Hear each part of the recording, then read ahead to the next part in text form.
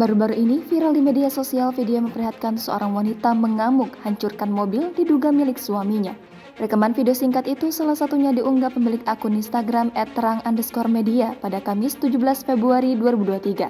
Tampak dalam video, wanita itu menghantam mobil berwarna putih dengan sebatang kayu. Diduga, wanita berkerudung itu menghantam mobil milik suaminya sendiri lantaran kecewa. Sang suami kepergok tengah berduaan dengan wanita lain di dalam mobil. Terlihat wanita itu merusak mobil sang suami dengan emosi yang menggebu-gebu. Dengan sekuat tenaga, ia memukul kaca depan mobil menggunakan sebatang kayu hingga retak. Saking emosinya, ia sampai tak menghiraukan orang-orang yang berada di sekitarnya.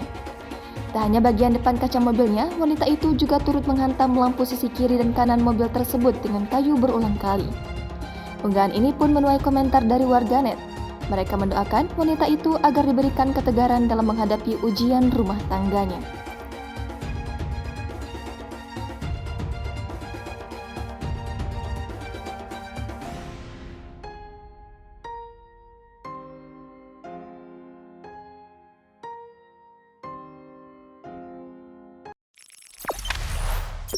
Jangan lupa subscribe, share, komen, dan like ya.